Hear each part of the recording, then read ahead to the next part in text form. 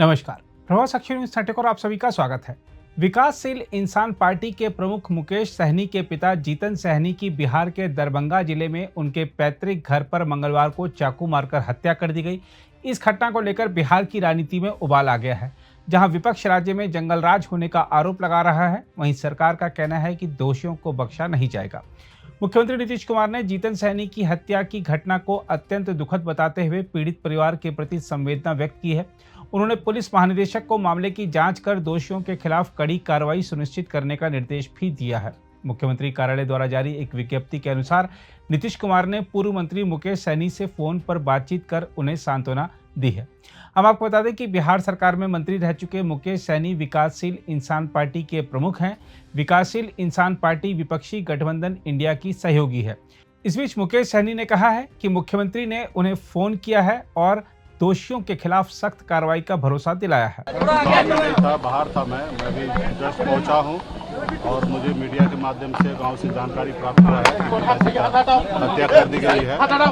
माननीय मुख्यमंत्री नीतीश कुमार जी से भी बातचीत हुई है, गृह मंत्री श्री अमित शाह जी से भी बातचीत हुई है और आदरणीय लालू प्रसाद यादव जी से भी बातचीत हुई। तमाम हमारे जितने भी शुभचिंतक हैं, राज्य के लीडर और देश के नेता, सभी लोगों से बातचीत हुई है और सभी लोगों ने आश्वस्त किए हैं कि जो दोषी है उनको बख्शा नहीं जाएगा।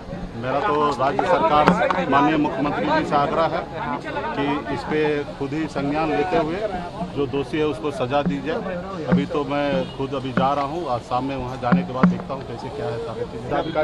तो सीएम साहब से बातचीत हुई है और सर ने कहे कि हम सारा चीज़ को देख रहे हैं अपने स्तर से और दुखद घटना है और अपने तरफ से हमें जो भी संतावना दिए हैं। गृह मंत्री जी भी फोन किए थे, लालू जी भी फोन किए और तमाम जितने भी हमारे देश के राज्य के नेता हैं सभी फोन करे। सभी लोगों ने कहा हम आपके साथ हैं और इस घटना पे हम नज़र बनाए रखे हैं और इस पर उचित कार्रवाई सभी की जाएगी। आइए आपको दिखाते हैं मुकेश सहनी के भाई संतोष सहनी क्या कह रहे हैं। देखिए क्या कुछ इसके बारे में तो मुझे भी अभी तक पूरी जानकारी नहीं हो पाया कि हुआ क्यों, कैसे हुआ, और किसी से तो हम लोग को कोई लेना देना भी नहीं था वहाँ पे और किसी से कोई लड़ाई झगड़ा भी नहीं था। और जो हुआ ये तो मतलब बिना सोच के बाहर की बात है।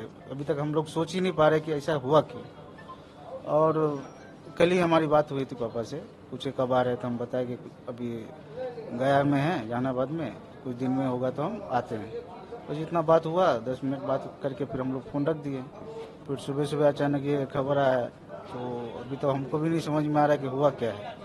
अब देखिए अभी प्रशासन वगैरह लगे हुए हैं, जांच वाँच चल रही है, उससे कुछ पता चले तो पता चलेगा। कुछ नहीं, एक्चुअली हम लोग गाँव में ज़्यादातर रहते नहीं तो लड़ाई झगड़ा का कोई सवाल ही नहीं है। ठीक है, गांव में ज़्यादातर रहने वाले आदमी जो रहते होते हैं तो और पिताजी भी न्यूट्रल रहते हैं, उनको किसी से कोई लेना देना था नहीं, ना राजनीति में है ना कुछ नहीं, नॉर्मली घर पे रहते हैं, अपना सारा चीज़ देख रहे हैं।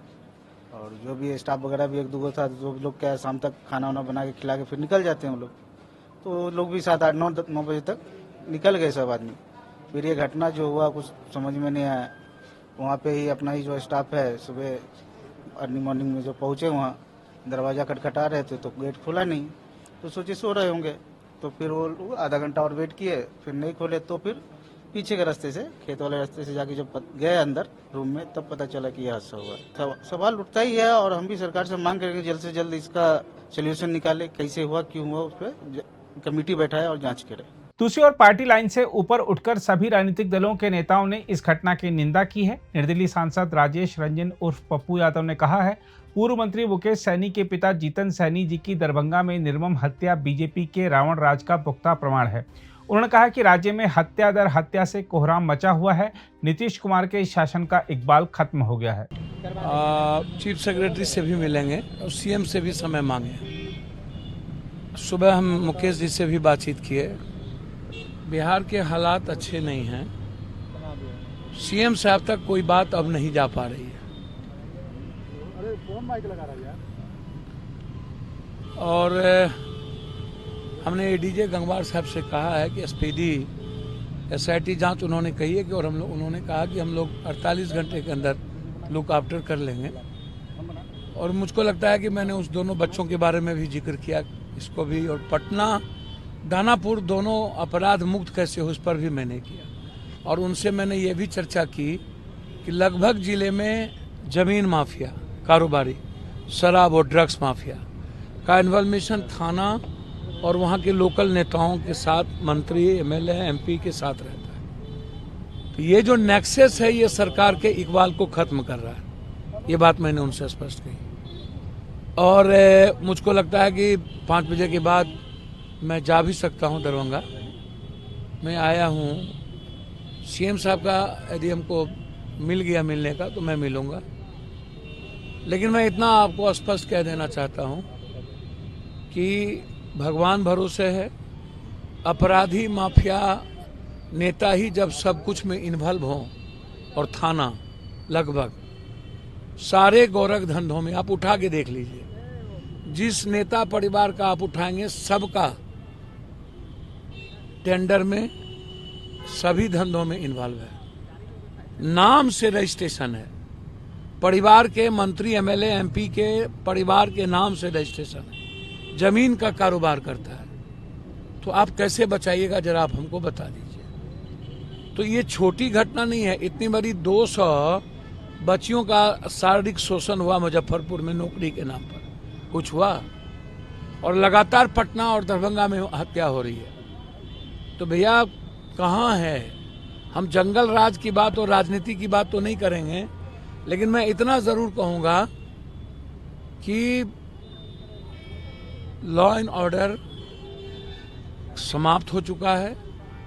बिहार की स्थिति अच्छी नहीं। देखिए, मैं विपक्ष की राजनीति की तरह काम नहीं करूंगा। विपक्ष को के भी एमएलए, एमपी तो इन्वॉल्व हैं, बालू में, शराब में, ड्रग्स में, सभी लोग इन्वॉल्व हैं। कोई ऐसा थोड़ी है कि एक लोग इन्वॉल्व है। किस बात का आप बोलते हैं भाई? आप सारे माफियाओं को टिकट ला करके देते हैं और आप भी बोलिएगा शुभ बाजा तो बाजा, चलनियो बाजा है। आप कौन सा ईमानदार है?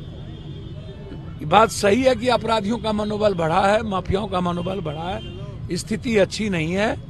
और नीतीश कुमार जी का इकबाल जो था वो चौथे बार में वो देखने को नहीं मिल रहा है। इसमें शासन प्रशासन कोई और चला रहा है, नीतीश कुमार जी तक बातें नहीं पहुंच रही। वहीं बिहार के उप मुख्यमंत्री सम्राट चौधरी ने इस घटना को दुर्भाग्यपूर्ण और निंदनीय बताया है। उन्होंने कहा है कि मैं सरकार की तरफ से बिहार वासियों को आश्वस्त करता हूं कि हत्या में संलिप्त अपराधियों को बख्शा नहीं जाएगा और उन्हें जल्द से जल्द न्याय के कटघरे में लाया जाएगा। ये अत्यधिक खेद का विषय है कि बिहार में मुकेश सहनी जी के पिताजी की हत्या की गई।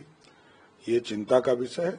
हम लोगों ने तुरंत ये निर्देश दिया है, माननीय मुख्यमंत्री जी ने एसआईटी का गठन करने का निर्देश दिया है और शीघ्र कार्रवाई किया जाएगा। जो लोग भी इसमें दोषी होंगे सबको जेल के सलाखों के अंदर बंद किया जाएगा। एकदम तुरंत कार्रवाई ही करने का काम किया जा रहा है। एसआईटी का गठन करना, चीजों को अध्ययन करना, पुलिस अपना काम करेगी और पुलिस इसके माध्यम से शीघ्र कार्रवाई करके सबको सलाखों के अंदर बंद करेगी। देखिए, बिहार जैसे डेंसेस्ट पॉपुलेशन वाले स्टेट में हम 20 मिनट के अंदर मेरा 112 का जो प्रावधान हम लोगों ने किया, तुरंत कार्रवाई के लिए पुलिस पहुंचती है।